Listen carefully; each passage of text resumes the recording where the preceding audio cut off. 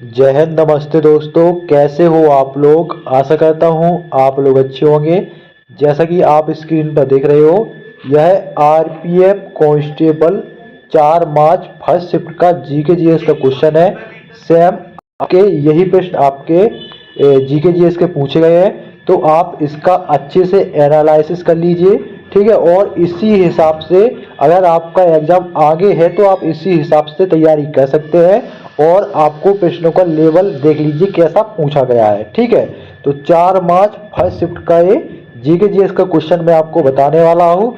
इसके अलावा अगर आप चैनल पर नए हो तो चैनल को जरूर सब्सक्राइब कर लीजिए, क्योंकि जितने भी आगे आपके आरपीएफ के एग्जाम होंगे सभी का मैं एनालिसिस कराऊंगा, ठीक है। तो ये रहा आपका पहला प्रश्न। पहला प्रश्न है आपका, मुख्यमंत्री की नियुक्ति कौन करता है? तो मुख्यमंत्री की नियुक्ति जो है, ठीक है, वो करता है आपका राज्यपाल करता है, ठीक है। राज्यपाल ही आपका शपथ दिलाता है। जैसे आपका उत्तर प्रदेश के योगी आदित्यनाथ जी, तो उनको शपथ दिलाई आनंदीबेन पटेल, ठीक है, जो कि राज्यपाल है उत्तर प्रदेश की। फिर है आपका अगला प्रश्न, कवरती। कवरती किसका द्वीप है? तो कवरती जो है वो लक्षद्वीप का द्वीप है, ठीक है। और लक्षद्वीप की राजधानी भी आपकी है, ठीक है। अगला प्रश्न आपका पूछा गया था, दीपावली के 10 दिन बाद जैन धर्म का त्योहार किस जगह मनाते हैं? ऐसे करके प्रश्न था। तो पावापुरी में मनाते हैं, ठीक है। तो ऐसे ही आपके प्रश्न पूछे जा रहे हैं। और मैथ भी आपको जो देखे हैं कैंडिडेट का जो एग्जाम रिव्यू सेंटर पे जो लिया है, तो मैथ भी ज़्यादा आपका कठिन नहीं आ रहा है। तो अगर आप सोचो कि भाई मैथ तो बहुत कठिन आ रहा है, नहीं बन रहा है, तो मैथ आपका कठिन नहीं आ रहा है, ठीक है। आसानी से कर सकते हो, सरल ही आ रहा है, ठीक है। एक आध क्वेश्चन तो फिर कठिन आते ही है 4-5, लेकिन ठीक ठाक आ रहा है। अगला प्रश्न देखो देखो पूछा गया पॉलिटी से, गाना को बजा रही हो, राज्य की सीमा परिवर्तित का अनुच्छेद, ठीक है। तो आपका एक प्रश्न था कि राज्य की सीमा परिवर्तित करना है तो किस अनुच्छेद के अंतर्गत आएगा? तो वो आर्टिकल अनुच्छेद 3 के अंतर्गत आएगा। 1 से 4 तक आपका राज्य तथा उसका संघ तथा उसका राज्य क्षेत्र है। 5 से 11 तक आपका जो है वो नागरिकता है। 12 से 35 आपका क्या है? मौलिक अधिकार है। 36 से 51 तक आपका नीति निर्देशक सिद्धांत है। और 51 का में आपका मौलिक अधिकार है, ठीक है, जो कि आप वो मौलिक कर्तव्य है, जो कि आपका स्वर्ण सिंह समिति की सिफारिश पे जोड़े गए थे और आपका रसिया से लिए गए हैं। मौलिक अधिकार आपका अमेरिका से लिए गए हैं और नीति निर्देशक आपके आयरलैंड से लिए गए हैं। अगला प्रश्न है, देखो ये प्रश्न आपका रिपीटेड है, ये पहले शिफ्ट में भी पूछा गया है 2 मार्च को। तो प्रश्न है, मुख्य न्यायाधीश कौन से नंबर के हैं? जो अभी वर्तमान में मुख्य न्यायाधीश है वो कौन से नंबर के हैं? तो मैं 91 नंबर के हैं। कौन से नंबर के? 91। नाम क्या है? तो संजीव खन्ना उनका नाम है। क्या नाम है? संजीव खन्ना उनका नाम है और 91वें नंबर के वो मुख्य न्यायाधीश है, ठीक है। ये प्रश्न आपका 3 मार्च को भी पूछा गया है। तो अगला प्रश्न, मौर्य वंश का तीसरा शासक कौन था? तो सभी को पता है मौर्य वंश की स्थापना चंद्रगुप्त मौर्य ने की थी। और जो इसका दूसरा शासक था बिंदुसार था कि बिंबिसार था, बिंबिसार था शायद, ठीक है।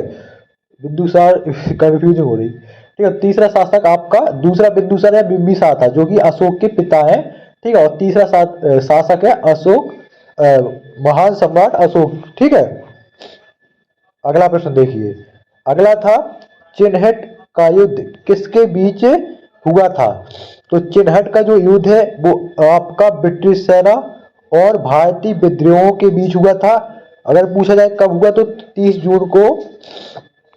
जून 1857 को हुआ था। अगर पूछे कहाँ हुआ था, तो अवध में हुआ था, ठीक है।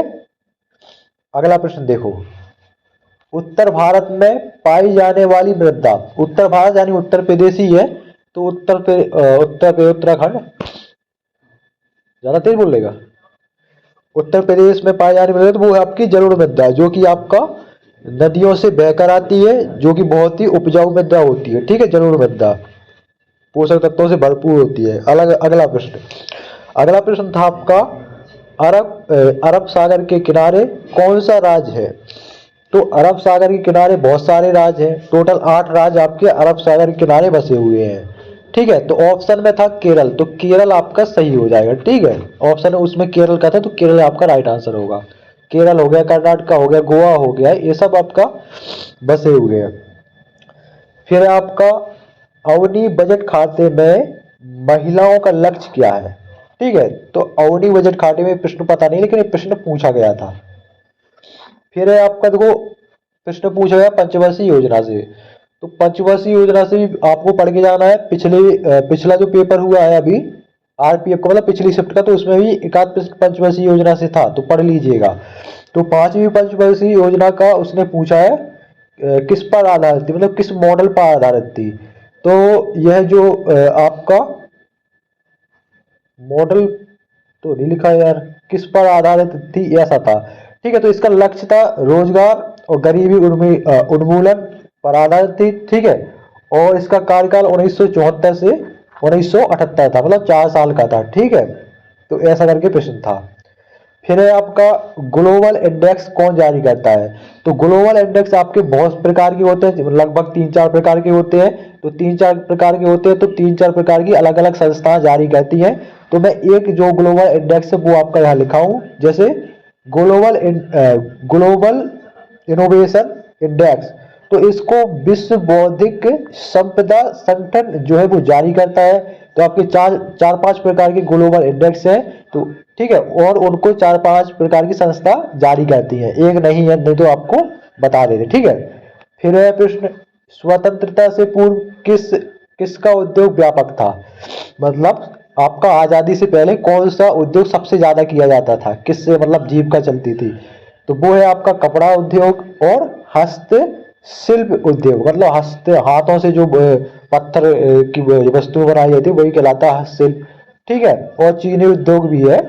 तो यही आपके आजादी से पूर्व इन्हीं पर निर्भर था। ठीक है, फिर एक प्रश्न आपका था गुरु ग्रंथ साहिब से रिलेटेड।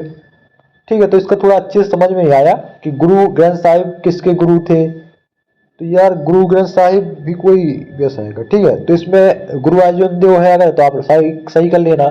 ठीक है, इसके अलावा खालसा पंथ की स्थापना किसने की थी, तो गुरु गोविंद सिंह ने की थी। ठीक है, तो ऐसा करके कुछ प्रश्न था। तो कम से कम आपको ये तो पता चल रहा है कि भाई ऐसे प्रश्न पूछे जा रहे हैं। ठीक है, प्रश्नों का लेवल पता चल रहा है, और किस किस टॉपिक से कितना प्रश्न पूछा जा रहा है ये भी पता चल रहा है। ठीक है, और एक मिनट, करंट अफेयर्स भी आप अच्छे से पढ़ लेना, काफी दशक प्रश्न आपके करंट अफेयर्स से भी पूछे जा रहे हैं। ठीक है, अगला प्रश्न है, स्वतंत्रता से पूर्व कितने परसेंट लोग कृषि पर निर्भर थे। मतलब आजादी से पहले कितने परसेंट लोग जो है वो कृषि पर निर्भर थे, मतलब कृषि से उनका रोजगार चलता था, खाना पीना सब कुछ। तो 75% लोग आजादी से पहले कृषि पर ही निर्भर थे। ठीक है, फिर है अनुच्छेद 38 किससे संबंधित है। तो अनुच्छेद से काफी प्रश्न पूछे जा रहे हैं। तो अनुच्छेद 38 में आपका लोक कल्याण व सामाजिक व्यवस्था का उल्लेख किया गया है। ठीक है, आर्टिकल 38 में। ठीक है, फिर है आपका ज्योतिबा बाई फुले ने कहाँ स्कूल खोला था। तो आपको बता दें कि ज्योतिबा बाई फुले भारत की पहली अध्यापिका थी, मतलब टीचर थी। ठीक है, जिन्होंने आपका भिड़ेवाड़ा, कहाँ पर, भिड़ेवाड़ा, भिड़ेवाड़ा जो कि आपका पुणे में पड़ता है। तो भिड़ेवाड़ा पुणे में 1848 में पहला जो स्कूल खोला था उन्होंने। ठीक है, अब इनके नाम पे आपका महाराष्ट्र में यूनिवर्सिटी भी है। ठीक है, कहाँ पर है यूनिवर्सिटी, पुणे पर भी है। पुणे में ही है, ज्योतिबा बाई फुले यूनिवर्सिटी के नाम से है। ठीक है, अगला प्रश्न है आर्य समाज की स्थापना, यानी आर्य समाज से रिलेटेड कोई प्रश्न था। तो आर्य समाज की स्थापना 1875 में हुई थी, और किसने की थी, तो स्वामी दयानंद सरस्वती ने की थी। ठीक है, इसका जो मुख्यालय है वो 1877 में लाहौर में स्थापित किया गया था। ठीक है, और एक प्रश्न और है आपका, बागर का अन्य नाम क्या है। तो बागर को भागर भी कहते हैं,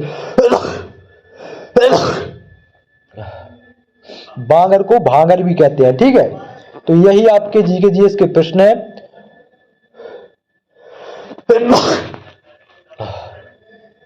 अगर बात करें मैथ के बारे में, तो मैथ भी आपकी इजी आ रही है,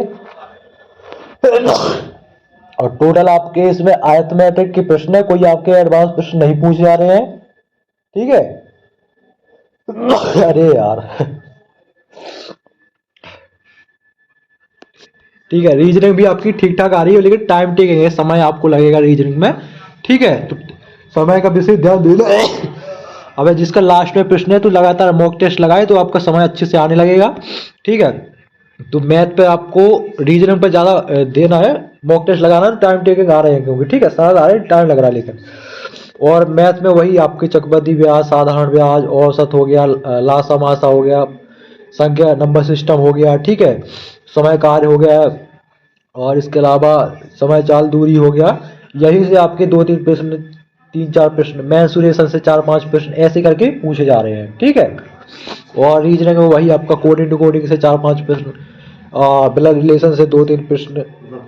ठीक है, इसके अलावा सिटिंग अरेंजमेंट से चार प्रश्न पूछे जा रहे हैं, मिरर वाले आपके पूछे जा रहे हैं। तो यही सब आपके जो है पूछे जा रहे हैं। तो रीजनिंग में तो फुल आपके प्रीवियस ईयर के पेपर पूछे जा रहे हैं। तो प्रीवियस ईयर के पेपर को आप सॉल्व कर लेना है, और आपको ज़्यादा इसमें कुछ नहीं करना है। जय हिंद।